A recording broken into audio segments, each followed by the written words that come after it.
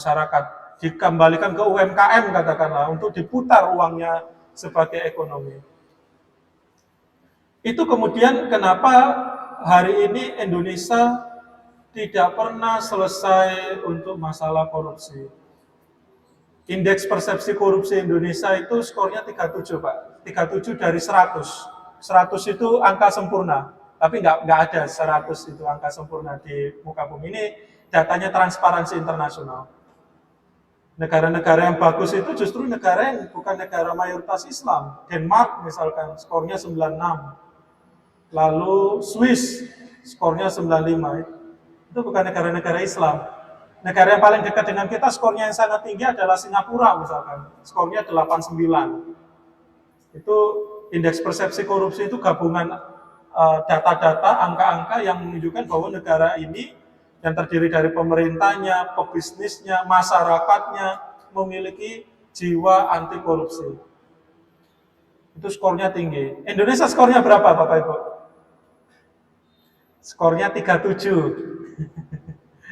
Ini kalau Bapak Ibu yang profesi guru atau dosen, kalau muridnya atau mahasiswanya dapat 37, dapat nilai apa kira-kira? Di DO ya Bapak Ibu ya.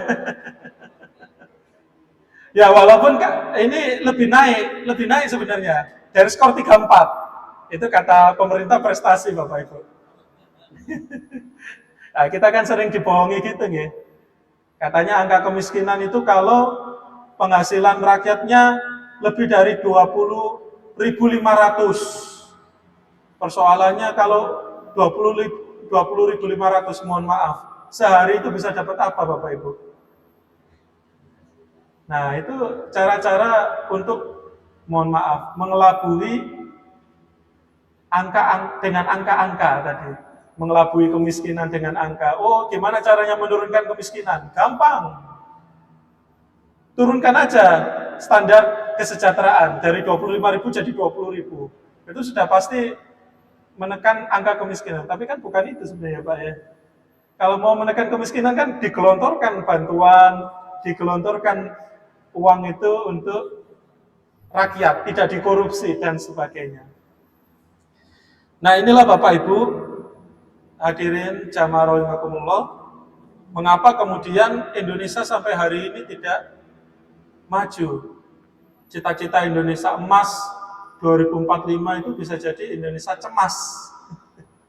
Indonesia cemas ya. Karena masalahnya tidak pernah selesai. Masalahnya apa? Akar masalahnya apa sebenarnya Bapak Ibu hadirin jamaah rahimakumullah? Akar masalahnya adalah kepada sejauh mana negara berkomitmen untuk memberantas korupsi. Pebisnis tidak akan mungkin mau ke Indonesia kalau korupsi tidak diberantas. Masyarakat tidak akan pernah sejahtera kalau mau cari kerja aja perlu orang dalam, ordal.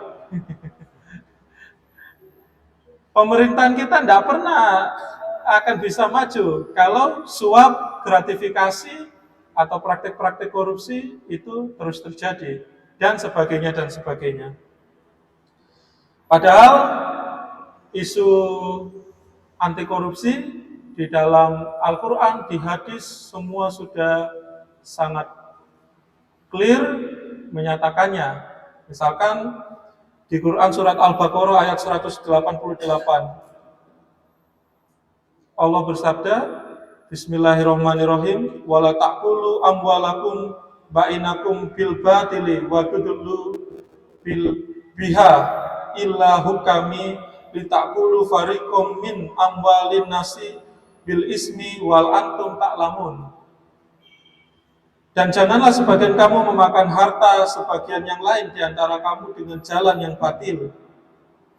Dan janganlah kamu membawa urusan harta itu kepada hakim, supaya kamu dapat memakan sebagian daripada harta benda orang lain itu dengan jalan atau cara berbuat dosa, padahal kamu mengetahuinya. Bapak Ibu, korupsi, ya, suap dan lain sebagainya itu adalah cara yang diketahuinya, sengaja. Ini kalau ada debat di TV ya, korupsi itu karena nggak sengaja, itu Bohong. Korupsi itu sengaja. Kalau di unsur pidana, kalau di bahasa hukumnya itu adalah dolus. Nah, ini kan ada di Instagram kan debat itu ya. Salah satu profesor hukum, Profesor Gayus Lumbun ya, sama Uda Ferry. Uda Ferry kawan kita Pak di Majelis Hukum HAM PP Muhammadiyah juga beliau. Ferry Amsari itu ngomong korupsi yang dilakukan oleh Tom Lembong adalah kulpa. Bisa jadi kulpa. Kulpa itu apa? Nggak sengaja, lalai. Masa iya nggak sengaja? Korupsi kan harus berencana, ada muslihat. Makanya ada niat jahat, ada caranya. Niat jahat dibarengi dengan caranya. Caranya gimana? Oh, suaplah hakim. Ini sudah diperingatkan oleh Allah ini. Bahkan sebelum undang-undang tipikor ini. Ya. Pada saat ayat ini diturunkan ya, Al-Baqarah ini, ya, memakan harta ini kan berarti sudah menerima ya. Dan ini disalurkan kepada mereka, hakim ini bisa jadi mereka yang memutuskan perkara atau mereka yang kemudian mengambil kebijakan. Jadi di sini ada apa Bapak Ibu? Ada kerelaan. Nah, misalkan suap, ada pasif aktif, menerima memberi. Itu semua sama-sama tanggung jawab. Kalau nggak ada yang tahu siapa yang menerima, siapa yang memberi, ya itu berarti unsurnya tidak terpenuhi. Nah, itu Al-Baqarah. Ayat ini jelas melarang kita untuk memakan harta orang lain dengan cara yang tidak benar dan memakan harta orang lain ya. Yang itu adalah hak semua masyarakat. Rasulullah SAW juga memberikan penjelasan yang sangat jelas ya di dalam hadis riwayat Ahmad ya dari Abdullah bin Amr, dia berkata Rasulullah SAW melaknat pemberi suap dan penerima suap.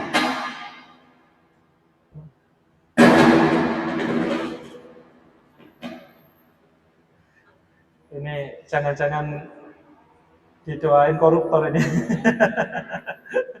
Mohon maaf Bapak Ibu. Artinya Rasulullah sendiri pun sebagai hakim, sebagai khalifah atau pemimpin telah memberikan petunjuk yang sangat keras ya bahwa suap itu betul-betul tidak dilakukan, tidak dapat dilakukan. Maka kenapa kemudian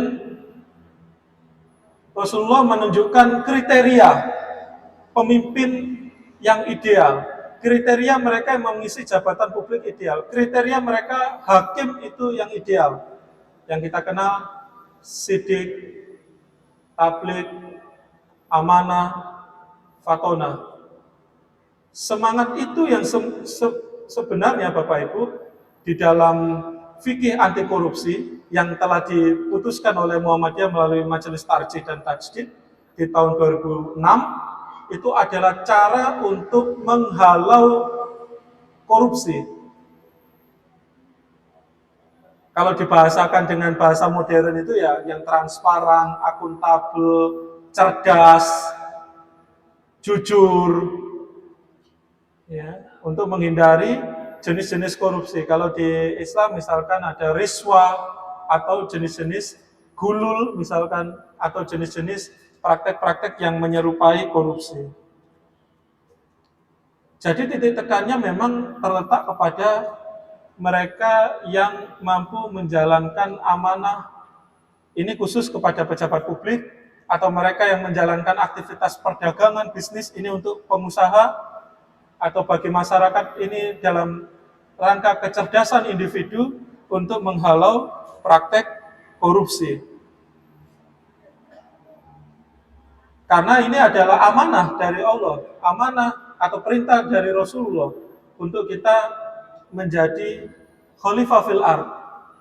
Walaupun sebenarnya ini sudah jadi rahasia umum. Kalau di Al-Baqarah ayat 30, saya selalu menyampaikan ini ke mahasiswa Pak Harun dan Bapak Ibu hadirin jamaah rahimakumullah. Allah itu sudah tahu bahwa manusia ini tukang merusak bumi, korupsi, dan melakukan berbagai macam aktivitas lainnya. Ini dialog malaikat dengan Allah ya di Al-Baqarah 30. Malaikat ini protes. Padahal malaikat ini kan makhluk Allah yang nggak pernah sama sekali protes. Malaikat ini kan taat ya. Tapi di ayat ini malaikat protes. Karena kenapa Allah menunjuk khalifah fil ard itu adalah manusia. Tapi Allah menjawab di situ, Allah lebih tahu. Qala ini alamu mala ta'lamun. Allah lebih tahu daripada malaikat atau daripada manusia atau daripada semua makhluk di muka bumi ini. Ya, artinya apa? Secara lahir ya, manusia itu punya sifat-sifat korup. Apa itu ciri sifat korup? Satu, serakah. Dikasih satu gunung, minta gunung yang lain, gitu ya. Lalu kemudian ada sifat tidak jujur. Lalu ada sifat berkompetisi tidak sehat. Ini kalau di Quran Surat Yusuf, kita tentu lihat riwayat Nabi Yusuf dengan adik-adiknya, dengan saudaranya, itu ada kompetisi tidak sehat. Tetapi Al-Quran dan Nabi Muhammad melalui hadisnya, itu diturunkan di muka bumi ini untuk menyelesaikan, untuk memberikan pesan mendalam bagi kita agar melakukan sifat-sifat anti korupsi. Agar apa? Agar manusia di muka bumi ini sadar dan menahan diri. Adanya hukum itu sebenarnya bukan untuk memberantas korupsi atau untuk menjadikan korupsi itu nol. Karena tadi seperti yang saya sampaikan, skor 100 itu tidak ada Bapak Ibu. Negara yang semaju Denmark aja itu nilainya 96. Ada 4 skor dia potensi fraud atau korupsi.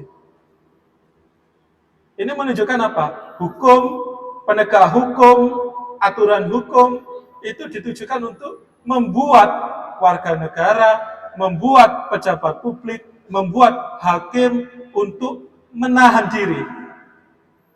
Untuk menahan diri dari praktek korupsi, suap, dan lain sebagainya. Nah, ini ada rukun ihsan. Allah lebih dekat daripada urat nadi kita. Tanpa ada CCTV, tanpa ada orang yang menyaksikan. Nah, ini kalau dipahami sebagai rukun ihsan, insya Allah Indonesia emas itu betul-betul dapat terwujud. Tapi kalau faktanya seperti ini, kita pesimis. Bapak Ibu, saya cerita sedikit. Kami sebetulnya juga di Pusat Studi Anti Korupsi. Baru saja diganti oleh adik saya di dosen muda di UM Surabaya. Kami punya riset di tahun 2024 terakhir di Jawa Timur. Jumlah penduduk di 38 provinsi, di 38 kabupaten kota di Provinsi Jawa Timur, itu terbanyak kedua di Indonesia setelah Jawa Barat. Itu ada berapa ya? Kalau tidak salah 20 jutaan Bapak Ibu. 20 jutaan penduduk di 38 kabupaten kota di Jawa Timur. Itu sebelum pemilu Bapak Ibu. Kami riset tentang politik uang. Ternyata hal yang mencengangkan di warga Jawa Timur, ini saya cerita Jawa Timur ya Bapak Ibu ya. Insya Allah di Kalimantan Barat tidak ada. Sejauh mana mereka menerima politik uang? Jawabannya apa Bapak Ibu? 92% masyarakat Jawa Timur itu mau menerima politik uang. Dan lebih mencengangkannya lagi, dari 92% itu 65% menerima uang, dari 92% ya Bapak Ibu. 65% menerima uang tapi nggak milih yang ngasih uang. Bayangkan. Itu realita masyarakat Jawa Timur. Yang 80% itu Islam. Dari 80% itu 20%-nya Muhammadiyah. 60%-nya NU. Masih sokong 60%-nya NU. 20%-nya Muhammadiyah Bapak Ibu. Itu riset, real, lapangan. Kami teliti 38 kabupaten kota di Jawa Timur. 92% Bapak Ibu. kita ya nggak bisa nyalahkan juga ya. Ya ini bahasanya ada ekonomi klasik, ada permintaan, ada penawaran. Nggak ada yang mau ngasih politik uang, masang banner. Siap menerima serangan fajar, duha, serangan setengah duhur sebelum masa pemilu. Nah gimana mau dapat pemimpin yang sidik amanah tabligh fatonah? Kosnya besar enggak Bapak Ibu? Besar sekali. Jadi gubernur, jangan gubernur lah ya, ini sedang dipanggil KPK. DPRD misalkan ya, DPRD ya, itu butuhnya 50 miliar, 50 meter bahasanya ya, orang-orang, 50 meter. Bayangin 5 tahun, bisa enggak dari gajinya itu kembalikan uang 50 meter itu? Belum lagi konstituen kalau datang misalkan, kasih dong uang transport, kasih dong sembako. Nah ini ada permintaan, ada penawaran Bapak Ibu. Ada mereka, ya ini ya nggak bisa disalahkan ya, karena pos politiknya mahal tadi, memberi ke masyarakat yang tadi mau menerima politik uang, mereka juga mau nggak mau harus balikan uang kan Bu. Masa iya mereka mau Bapak Ibu amal. Balik modal Pak, benar. Balik modalnya gimana? Ini belum ngomong balik modal, untungnya gimana? Nah, maka nggak heran izinnya diobral, maka nggak heran lebih memilih suap, gratifikasi, karena seperti itu Bapak Ibu. Ini realita yang tidak bisa kita bohongi. Bapak Ibu hadirin jamaah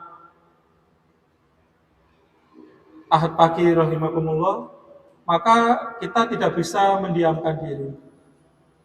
Kita semua, saya ini termasuk mengingatkan bagi diri saya sendiri, dan termasuk juga bagi Bapak Ibu, untuk bersama-sama kita menggerakkan nilai-nilai anti korupsi. Yang paling sederhana, mungkin di rumah tangga kita, di keluarga kita, mengajarkan kejujuran, tanggung jawab, keterbukaan, dan hal-hal lain. Baru kalau bisa kemudian mengajarkan di lingkungan kita, di warga persyarikatan Muhammadiyah, di tempat kerja kita, termasuk di masyarakat luas, bahwa Allah Subhanahu wa Ta'ala dan juga Nabi Muhammad betul-betul tidak tolerir. Bapak Ibu bisa baca Fikih Anti Korupsi Muhammadiyah tahun 2006, itu clear sekali Bapak Ibu. Itu kalau bahasa ininya ngeri sekali Bapak Ibu. Perintahnya itu. Perintah ini ya di tafsir Al-Qur'an hadis ya, yang dikompilasi oleh Majelis Tarjih. Itu luar biasa. Untuk kita melakukan nilai anti korupsi. Dan itu tidak lain tidak bukan adalah perkuat iman dan takwa. Iman dan takwa itu melekat di sanubari kita, tetapi juga harus dijalankan dengan sebaik-baiknya oleh kita di dalam kehidupan bermasyarakat. Berat, iya. Banyak musuhnya, iya. Tapi itulah yang harus kita lakukan. Karena kita wajib menjalankan itu sebagai bagian dari amanah dan tanggung jawab kita sebagai khalifah fil ardh. Di Quran surat Al-Imran ayat 116 menjelaskan bismillahirrahmanirrahim, wa may yaglul yati bima gola yaumal qiyamah, ya. Bahwa siapa yang menyelewengkan amanahnya, niscaya Allah pada hari kiamat akan datang membawa apa yang diselewengkannya. Menyelewengkan ini bukan berarti diri kita sendiri. Membiarkan kejahatan itu juga sama saja ikut terlibat. Di prinsip hukum juga seperti itu Bapak Ibu. Kita tahu misalkan perahu ini bolong misalkan, tapi kita nggak mengingatkan ke orang yang naik perahu bahwa perahu ini bolong, itu bisa dipidana. Di Islam ini, di Quran surat Al-Imran 116, jika menyampaikan demikian. Perkuat iman dan takwa, tanamkan nilai kejujuran, berani menyuarakan kebenaran walaupun musuhnya banyak Bapak Ibu, diteror, ya. Ini pengalaman saya juga, revisi undang-undang KPK yang lalu, HP saya ini diteror Bapak Ibu. Puluhan kali ditelepon sama nomor asing. Karena saya tergabung sama akademisi profesor-profesor dari seluruh Indonesia yang menolak undang-undang KPK pada saat itu KPK dilemahkan. Belum lagi diserang pribadi, belum lagi sampai disiram air keras. Jadi dakwah di isu anti korupsi itu berat sekali Bapak Ibu. Taruhannya nyawa. Dan itu tidak hanya di Indonesia, bukan hanya Novel Baswedan. Di Malaysia, mohon maaf, mereka itu sampai dimasukkan di gentong ini apa? Barel itu Pak, tong minyak itu, di semen, dimasukkan ke kali. Di Amerika ada orang ya masuk ke kedutaan besar Arab Saudi, dipotong-potong. Itu jurnalis yang nyampaikan anti korupsi. Dan banyaklah kasus teror, tapi sekali lagi itu tidak menyurutkan langkah kita Bapak Ibu sebagai warga Muhammadiyah, sebagai warga masyarakat atau jamaah atau orang yang memeluk agama Islam untuk betul-betul berjalan di jalan Allah. Salah satunya adalah jihad anti korupsi. Dan kita harus juga bertanggung jawab untuk memilih pemimpin yang berintegritas. Jangan mau suaranya tadi Bapak Ibu. Ini kalau ngomong Jawa Timur, semoga Kalbar enggak ya Bapak Ibu. Dihargai berapa pasarannya kalau tahu Bapak Ibu? 50.000. Seneng warga. 50 sampai 100.000. Kadang kalau terakhir menjelang serangan setengah duhur tadi itu Bapak Ibu, itu 25.000. Mau. Malah lebih miris itu mohon maaf, saya sebut pemilihan kepala desa itu mohon maaf Bapak Ibu, itu jutaan, bayangkan untuk jadi kepala desa itu harus jutaan rupiah. Itu di Jawa Timur Bapak Ibu ya, ini kan jauh ya di Jawa Timur, jadi saya ngomong enak ini. Tapi kalau di jamaah di Jawa Timur juga jadi pertanyaan nanti disuruh tanya, ini yang mana Mas? Nanti buka-bukaan data. Nah, seperti itu Bapak Ibu, betapa mirisnya situasi di Indonesia, tapi kita harus terus melakukannya, menyuarakan kebenaran. Karena itu juga adalah pesan dari Rasulullah. Dari Abu Sa'id Al-Khudri radhiyallahu an, ia berkata, aku mendengar Rasulullah Shallallahu alaihi wasallam bersabda, barang siapa dari kalian melihat kemungkaran, ubahlah dengan tangan. Jika tidak bisa, ubahlah dengan lisan. Jika tidak bisa, ingkarilah dengan hati. Dan jika itu mengingkari dengan hati, itu sebenarnya selemah-lemahnya iman. Hadis riwayat Muslim 49. Bapak Ibu, hadirin jamaah rahimakumullah, korupsi adalah kemungkaran yang nyata, maka menjadi kewajiban kita untuk bersikap, bertindak sesuai dengan tuntunan Islam, ajaran Rasulullah. Maka mari kita jadikan Islam sebagai pedoman hidup yang membawa kita kepada keberkahan dunia dan akhirat. Mari kita bersama-sama menjadi garda terdepan dalam menciptakan Indonesia yang bersih dari korupsi, sehingga negara yang kita cita-citakan, negara yang baldatun, toyibatun, warubun kufur, negara yang aman, tentram, bersih, dan diberkahi oleh Allah Subhanahu wa Ta'ala, itu betul-betul dapat terwujud. Semoga Allah membimbing kita dan menguatkan kita. Saya demikian, terima kasih. Akhir kata, fastaghfirullah. Assalamualaikum warahmatullahi wabarakatuh.